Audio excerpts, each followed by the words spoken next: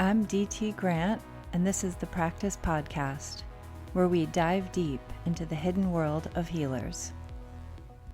Please take me to that other place.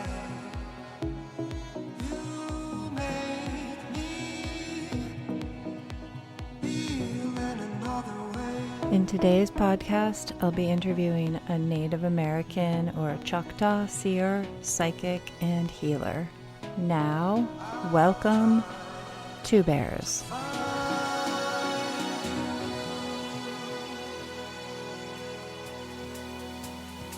Oh, technology. I know. Tell me about it. I wish I could. I know. It's overwhelming. It is. And your questions, oh my goodness. I had provided a list of many questions, including questions about a retreat center, this podcast, and some books I was working on. Well, so number one of your projects is going to be the podcast. That'll be first. Yeah. Okay. Good idea, this podcast. Really good, solid idea. I'm very excited about it. Oh, yeah? Tell me again, you're excited about it? I'm very excited about it. I don't know. I didn't get that. Yeah. No, I am. Really, I am. It's like my life work, I realize. Yeah, it is. So this is 2024. This is June. Within the next year, so in the mid 2025, you'll be ready to do the podcast. For you, it'll be almost all consuming. Okay, I'm going to move to your osteopathic medical practice.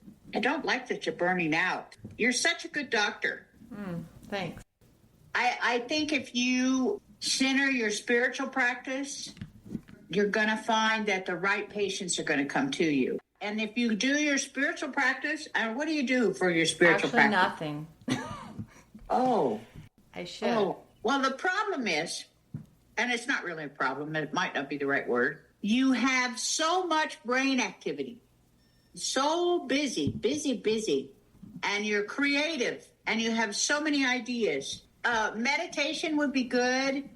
Shamanic journey work would be better. But you've got to learn to get your mind to shut up. Shamanic journey work is more focused on quieting the mind and using the drum as your guide. The other part of that shamanic journey work is that you have to be able to ask and to visualize and see your spirit helpers. Okay. Ask your spirit helpers to show themselves to you. Start to talk to them, even if you don't hear them. Right. Even if you think they're not there, because they are there. And they're moving energy around you, and they're opening doors for you. I believe that, and I trust it. So for you, it's about practice. Can I just tell you one thing? You said it's about practice. The name of my podcast is the Practice Podcast. Oh, that's good. I got to write that down. Yeah, I like that. I've always said, because it resonates with me, I'm a practicing whatever it is I'm doing, whether it's healing work or prayer work, whatever it is I'm doing, I'm only practicing. So I like that, Practice Podcast. Yeah, good idea. Anything else in this bunch of questions? I think that's my questions. So do you want to shift? Yeah. I mean, I wrote these questions out just to give you an idea, but I didn't know exactly how you came to do what you do. I'll tell you. Okay. So before we go there, thank you for that thought you put into these questions and the thought you put into your ideas. It was very, very good. So now I'd love to hear how you got started. So my father and his family are Choctaw. They're Native American. And my mother was not. And I grew up with my father's family. And his sister, his older sister, was quite gifted. And she, in the Native culture, we don't say, I'm a healer, or I'm a seer, or I'm psychic. We don't say those things. My grandmother used to say, you do whatever it is you're doing. And when other people see you, they can say those things about you, but you don't need to. You just have to be yourself. So my aunt was a really gifted, and she's passed away now, of course, but she was a really gifted seer. She also was somewhat of a healer, and I don't think that was intentional, but she knew a lot about herbs and plants and animals and being connected to that nature. So that's how I grew up. I grew up thinking that was just part of what you did, you know? And I was about 8 years old, and I predicted 3 things to happen. And then I went outside to play after I did that, and I didn't think about it anymore.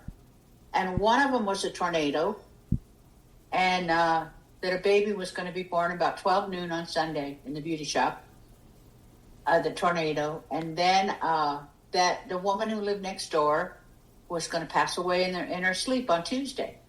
I said those things kind of nonchalant. I didn't think about them. They just kind of popped in my head. Did you say it out loud, or you just said it? Yeah, I told my aunt these things. And so I went on about my business, and all 3 of those things happened, just like I said they would. And then my aunt started to, I guess you could call it training me, but she started talking to me about it. And it was one thing that I didn't discuss with anybody but her, because, of course, number one, we're Native American, and we didn't discuss our stuff with the non-Native people. That's the way, anyway, I'm old now, so that's the way it used to be. Then I kind of got afraid of it, because I was starting to see things that I really didn't want to see. And I thought, oh, this is not good. I don't want this. I don't want to be able to see that. You know, like husbands beating up on their wives and things like that. I didn't want to know. So I got away from it, and I just totally stopped. When I was about 33, 34, it came back. So when you stopped, I've heard similar things, and it seems like a lot of people go through this period around teens to 20s where they just don't want to know or feel it, and then they realize what a gift, and they come back to it. But did you just stop? It just went away, or you just stopped? No, I was taught in my younger years that I have a right to say. I can allow my spirit helpers to come in my life and talk to me, or I can tell them, hey, I don't want to do that. Hey, I'm in charge. You can see a ghost, and you can tell that ghost to go away. Don't be in my house, that kind of thing. So I was very, said, nope, get away from me. And then I would go read a book or play ball or something else. But when I was 32, I met this woman. She was actually one of my neighbors. And the minute she saw me, she knew I could tell her future. And I didn't know I could tell her future. Where were you living at that point?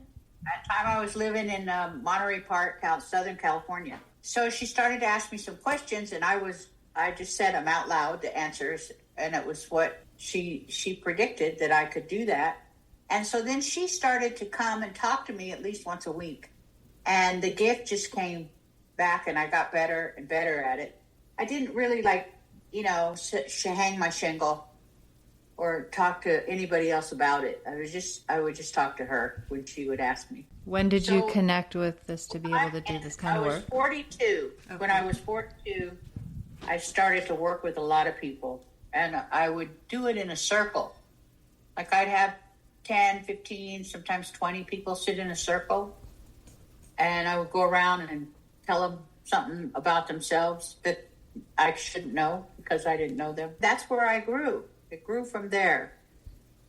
It's a very interesting job. Do you feel like many people can do this? I don't feel like we all can, because it's not our destiny, but I feel there are many of us who can. And it's becoming more and more.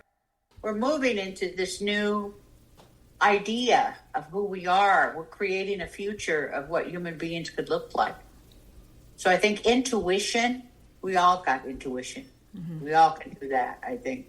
Intuition is the basis of what I do. One question about your aunt. How did she help you build your skills that she noticed when you were young? Oh, she let me talk about it, and she would answer questions for me. A woman was having a baby, they would call her, and she would take me with her, so I learned that way. How do you feel your work helps you? I meet a lot of people, all different kinds of people from different walks of life. And what I've learned mostly is that we're not the same. And what's good for me is not good for you. So listening is the biggest part of my job. And I've learned over these years, because I really started doing it full time when I was 42. So that's 34 years ago. How it helps me is I've learned to love people. I love people. I didn't know I did before. And when I listen to them, I feel so much compassion. And some people are so afraid. And we can't continue to live in a fearful world. So it helps me. Oh, it helps me every day, what I do. It's given me a really rich life of loving people and being with people. Yeah. That's great. How do you see it helps others, what you do, from your perspective? I think in today's society, we've drifted so far away from our natural being, from our self, our connection to the earth, and we continue to drift farther away. Technology is a great thing. I love technology. However, I think we've drifted away from nature. People are hungry. They're hungry for a deeper relationship with their spirit. I give them opportunity to talk about that, and they get their own ideas. So there was this healer in Hawaii. His name was Hale, Hale, Makua, Makua. He's passed away now, but he brought up the subject that we all, every one of us, is our own teacher. Every one of us is our own healer. And that was his concept. So for those of us who do this kind of work, you allow and accept that the person you're talking to has that gift. And when you do that acceptance, then the vibration of that acceptance gives to them and opens up in them more connection to that place. Like we were talking earlier about the shamanic journey work. You learn going through the lower world and the middle world and the upper world. You learn to trust your spirit helpers. See? And I do that with people. I help them do my drums. I do that with people. I help them do that. So, did that answer that question? Yes, thank you. Yeah. How do you relay challenges to your clients? Any words of wisdom about how you do that? Because I imagine you see things that scare people. Yeah, I do. And I just say it out loud. I just tell them. And it's not comfortable. You know, I had one client who had ovarian cancer, and she didn't know she had it. So when she was talking to me, she talked about her periods and that she was bleeding really heavy. Then I just came out, you need to go see a doctor about that right now. You don't wait. So it ended up she went. She had a hysterectomy.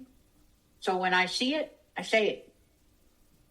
If they're in a bad relationship, I say, get the hell out of that relationship, which that happens quite often.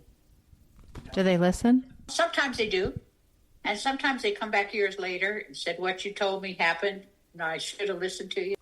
I can't control what they do or how they listen. And do you ever turn people away before talking with them? Yes, I do.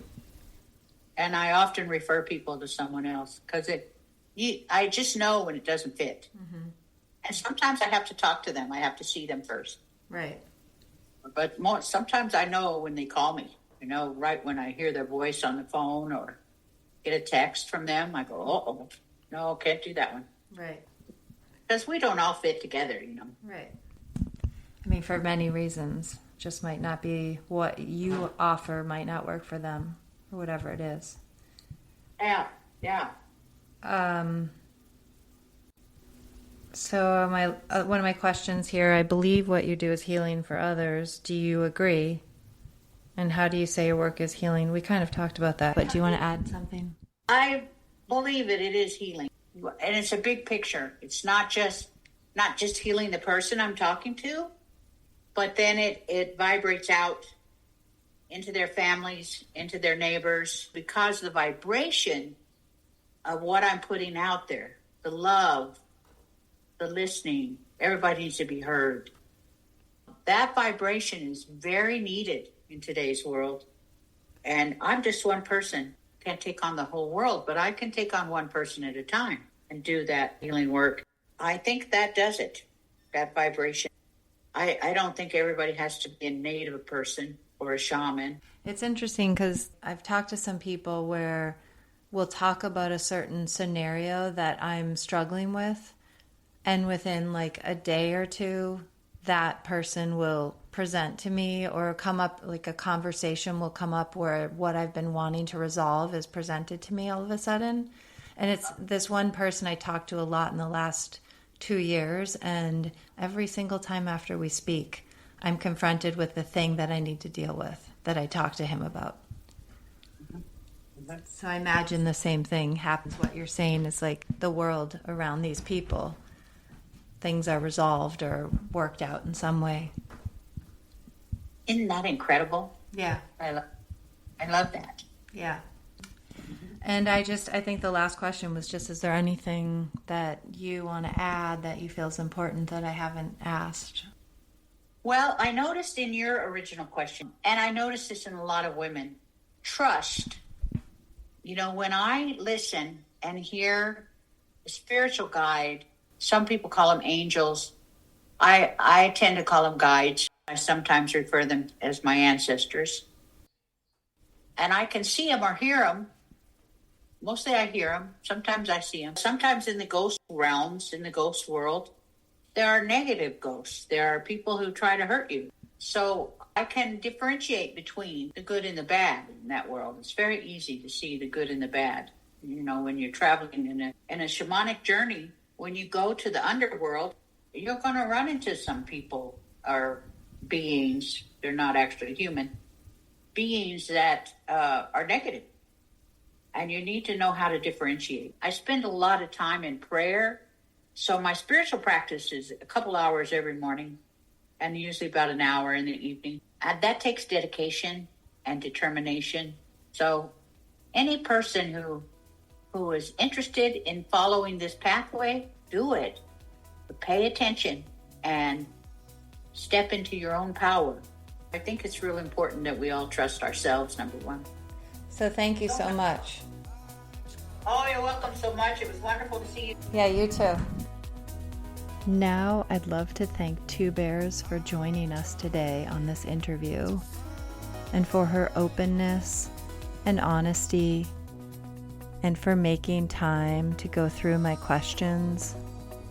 She is really an amazing person. And if you listen to this podcast, you'll understand why. This concludes my first interview of the Practice Podcast, A Search for Healing.